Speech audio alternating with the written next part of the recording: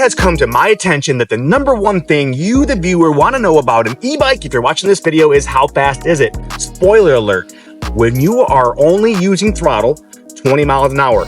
If you pedal, 28 miles an hour. That's it. That's the end of the video.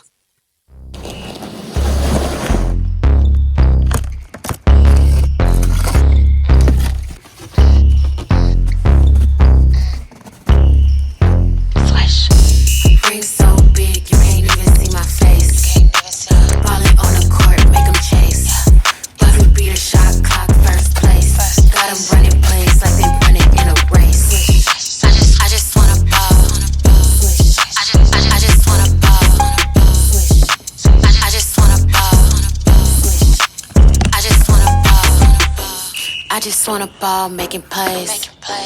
Hit a crisscross, make a fall, win the game. Break his ankles, what you doing in my lane? Hit him with an alley-oop, now they screaming out my name. Let's do it. Take it to the hoop, push through it. Get to it. Showstopper, you the champ, let's do it. Moving state to state, I'ma show you how to play. I just want a ball, so just get up out my way. I just want it all, so right now you gotta wait. I just gotta call, cause it's money to be made. Ring so big, you can't even see my face. Ballin' on the court, make them chase. Buzzer beater, shot clock, first place. Got them running plays like they running in a race. I just want a ball.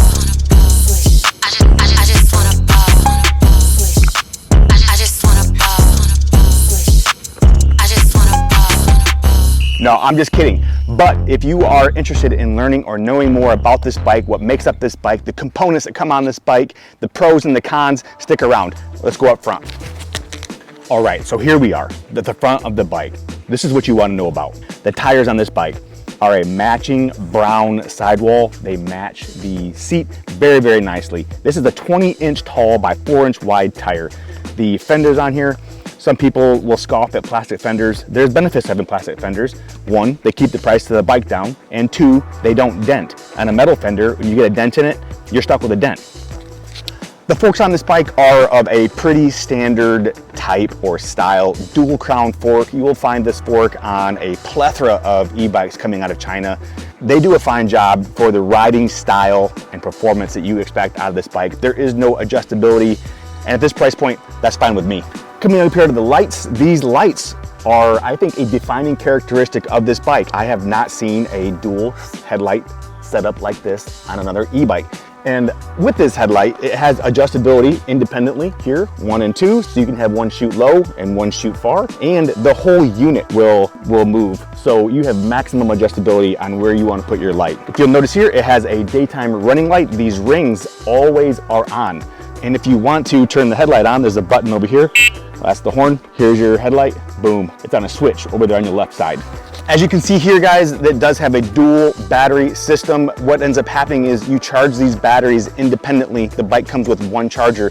You charge the batteries one by one. And as the batteries are charged, they max out, right? But when you want to use the bike, if there's a different charge level in each of the batteries, the bike will sip on the battery that has the highest voltage. And as that battery catches up with the other battery, then they will both drain simultaneously at the same time. The batteries are removable. There's a key, put the key in, remove the batteries. You can take them inside, you can store them anywhere you want. They have a charge indicator on the battery itself, so you don't have to have it on the bike to read the voltmeter that's built into the display. Each battery has its own display independent of the other. If you look here, we have some quality metal pedals. Typically, e-bikes in this price range will come with a plastic pedal. Engwe went ahead and put some quality pedals on here. The chain is lacking. It's it's a cheaper chain. What I would do is I would probably go on the Amazons or your local bike store and just buy you a better chain, because I've been on rides where my chain broke and my battery died, and that sucked. And if you look here, guys, on the back of the bike, this is a pretty standard derailleur. It's a Shimano tourney derailleur, very, very standard for this price point of the bike. It's a 7-speed. We'll take a look at the gear shifter up top, but I'm sure if you've been looking at e-bikes for a while, you notice this shifter and the levers at the top are very, very common in this price point of a bike like this. One last thing I want to mention on this side of the bike, this is a 750 watt hub motor, another piece of super standard equipment on an e-bike in this price point. Working our way towards the back of the bike here, y'all, Engwe went ahead and they put on hydraulic disc brakes. Bonus, boom, love that. I don't think that the version 1 of the Engwe had hydraulic disc brakes. I don't remember, I'll have to go back and check. Another thing here, guys, on the back of the bike, a brake light. A actual working and functioning brake light. So when you hit the lever, the light comes on. What I've noticed that e-bike companies are doing is foregoing a rear light and they're just putting a blinker on the bike, which in my opinion, at $1,000, we deserve a working brake light. Moving on here, guys, the middle of the bike, you'll notice it has a nice shock. This is a pretty nice shock. I will say it's nice quality. I think it's better than the first version of the shock that was on the Engwe M20. Okay, so that's a high-level overview of the components and the features on the outside of the bike. Let's get the bike in the shade. I want to make sure you guys can see the display because the display on this bike is incredible. One of the best I've seen. Let's get it in the shade. So here we are. I wanted to show you guys the display real quick. We have 3 buttons on the display itself, and we have 2 buttons over here. But let's turn this bike on. Hold that power button down. It boots up, boom, boom, boom, and then it comes back down. I don't know if that's looking all flickery to you, but the display on this bike is beautiful. I like the colors on it. It's way better than the first version. Here are your speed modes. You got speeds up to 5, levels of assist, and back down it goes to 1 and then 0. Here we have our light.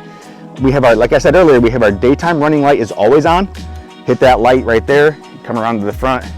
Now we're gonna have both lights on, putting off that ray right there. And then we have our typical horn. Right there, a lot of e-bikes have noticed in this price point do not have a horn. They will have a bell only. So Engwe, very good on including the horn. Moving over here, I want to mention the hydraulic disc brakes. Here we have the reservoirs with metal levers. Some bikes will come with plastic levers. Engwe, well done on the metal levers. Coming over here to the wire tidy. I love the wire tidy. I don't want a bunch of gobbledygook wires hanging out here. I like it nice and tight, nice and clean. Well done. Moving over here to the gear shifter. Like I said earlier, a very common gear shifter in the price point of this bike. 7 speeds up and down right here, and a half twist throttle. The grips are just a generic rubber grip. If you wanted to change those out, you could do that super easy. So those are the features that make up this bike. What could be better, or what could be done to make this bike even better that probably wouldn't cost a ton, but make the bike even better still? Okay, first thing first, I gotta mention it to you. The welds in some of the areas on the bike could be a little bit more quality, and I'll put a close-up for you so you can see it. And these are the things that I'm gonna mention that probably you won't see in any other review. The welds could be better. Engwe, maybe a little bit better welds. The second thing that a lot of e-bike companies are doing that I appreciate is the attention to detail that they take to do it, is they hide the wires. A lot of e-bike companies now are running the wires through the frame. There's pros and cons to that, but for the sake of it being clean, nice and neat, when you can run the wires through the frame, that's just a bonus in my opinion.